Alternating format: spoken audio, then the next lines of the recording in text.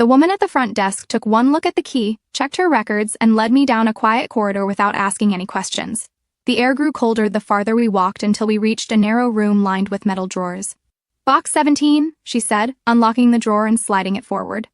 I nodded and waited until the door closed behind her before reaching inside. A black fireproof folder lay there, its surface smooth and cold. I opened it slowly. The page was a certified cashier's check, real this time, with the bank seal embedded into the paper. $38 million addressed to me. The next set of documents was heavier notarized land deeds transferring full ownership of the family estate's underlying property. Then another stock certificates for Wynn Carroll Holdings, every voting share, every executive authority. My name inked across each, and at the bottom, a flash drive in a velvet pouch. Back in my apartment, I slid it into my laptop and clicked the single file inside. Grandpa's face filled the screen. He looked older than I remembered, sitting in the sunroom with light pouring over his shoulder. "If you're seeing this, Sarah, then they did what I feared they would. They tried to erase you." He spoke slowly but clearly, every word deliberate. "You were always the quiet one, the one who saw everything, felt too much, asked for nothing. That's why they feared you, that's why I trusted you." He leaned forward slightly, eyes tired but sharp. "This isn't just money, it's memory, it's legacy. And if they tried to burn yours down, this is how you come back." The screen faded to black, and I knew exactly where I needed to go next. I found the envelope taped just beneath the peephole on my front door. Plain white, no stamp, no handwriting, except a single line in neat block letters. They didn't burn the real check. "Look in box array at Langford Security." There was no signature, no hint of who had left it. Just silence on the other side of the door. I sat at the table for a long time staring at it, then reached for my laptop.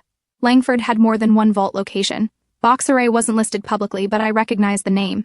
Grandpa once joked it was where they hide the real bones. I logged into the estate email that had been created during the trust transfer and found a message I hadn't noticed before.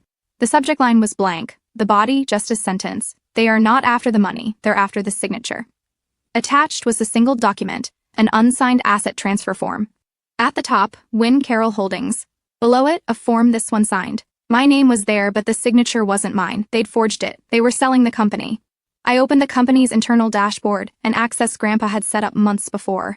And there it was. Transactions proposals, asset reassignment. Every move approved under my name while my legal status remained deceased.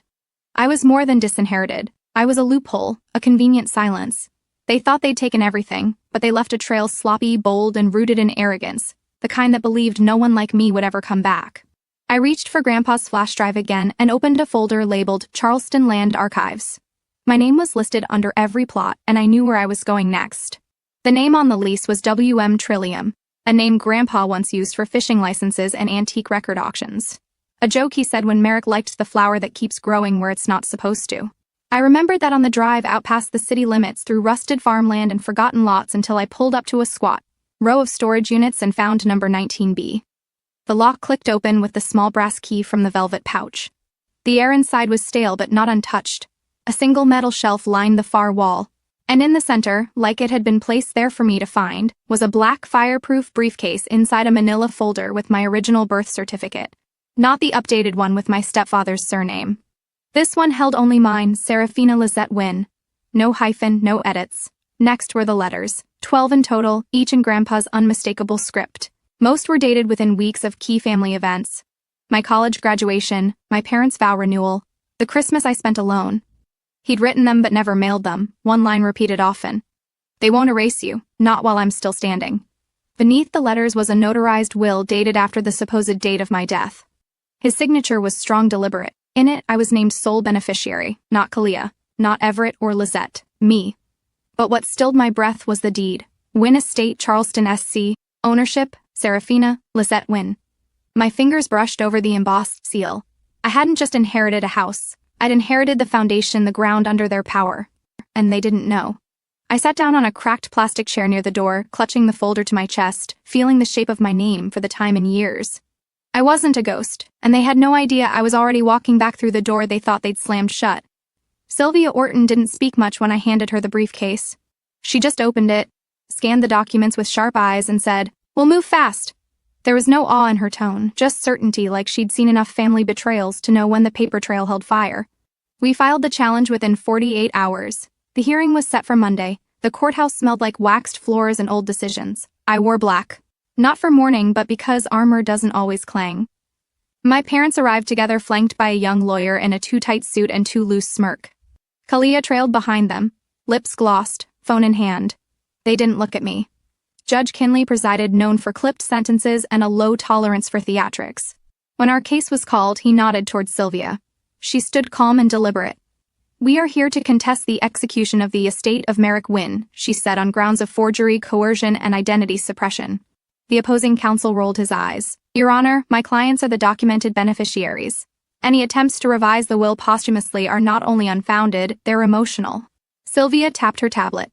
"Your Honor, the deceased anticipated this." With a single click, the lights dimmed and the screen behind the bench lit up. Grandpa's face appeared. "If they're watching this," he said, "it means they tried to bury her." His voice was steady even. "Let the record show I changed the will knowingly under no pressure. I made Serafina sole heir because she earned it, because she endured." The courtroom went still. Kalia's mouth opened, then closed. My mother paled. My father shifted like he was about to interrupt, but Judge Kinley raised a hand. "Enough." He turned to them, his voice cold. "You didn't just try to manipulate this court, you tried to erase a person." Then he looked at me. "This court recognizes Serafina Wynne as the sole legal heir to Merrick Wynne's estate. The respondent's assets are to be frozen pending further investigation." I exhaled, not from relief, but release. The damage was done. Now came the reckoning. Kalia texted twice before I answered. The message was short, "Please." That was longer, clumsier. "Can we just talk, just us?" Like before, I agreed to meet her at a cafe near the courthouse. Neutral ground, no history attached. She was already there when I arrived, stirring a coffee she hadn't touched. Her smile trembled when she saw me. "I didn't know," she said before I could sit. "About the death certificate, about the will. They told me it was a routine form. I just signed where Dad told me to. I didn't speak. I set my phone on the table screen, dark but recording. I swear, Sarah, I didn't mean for any of this. I didn't know they'd go that far." Her voice cracked. "I thought we were just trying to protect what was ours." "What was yours?" I repeated. She flinched. "I mean, I didn't think you'd fight. You always just left." That part was true, but I wasn't the girl who left anymore. "I'm sorry," she whispered. "I was scared. I thought if I didn't go along, they'd cut me out too." I watched her wipe a tear with the sleeve of her expensive coat. It wasn't that I didn't believe she felt regret. I just didn't care if she did. No threats, no rage, just silence. I stood, tucked the phone back into my pocket, and stepped away without looking back. Her voice followed me halfway across the cafe, but I didn't stop. Outside, the air smelled like distant rain. I pulled my coat tighter and walked not toward the past, not even toward revenge, just forward. And waiting in my inbox was the final document Grandpa had left me, marked in bold, "Transfer of deed, effective upon confirmation." The courthouse steps were quieter than I expected. No cameras, no confrontation, just the sound of my boots tapping steady against old concrete as I made my way down. In my hand was the deed, my name etched in bold print, beneath the seal of the county and the estate. No more doubt, no more pretending. I paused just before the last step and turned back, facing the building I'd fought so long to be heard in. I held the deed in front of me and took a single photo. No smile, just stillness. The caption I typed was simple: "They tried to burn the legacy, I inherited the foundation." Then I shut my phone off and slipped it into my bag. No victory dance, no announcement, no need. I walked 5 blocks in silence to the small brick studio I'd closed on 2 days earlier, a modest space with tall windows and scuffed floors tucked between a florist and a forgotten laundromat. It wasn't much yet, but it was mine. I unlocked the front door, stepped inside, and reached for the envelope Grandpa had left in the vault, the one marked "Start Here." Inside were 3 things: a hand-drawn sketch of the studio's blueprint, a folded business license application already half completed in his handwriting, and a letter with 4 words underlined: "Make something they can't erase."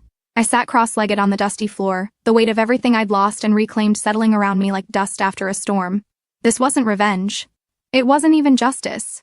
It was the beginning, and I was ready to build.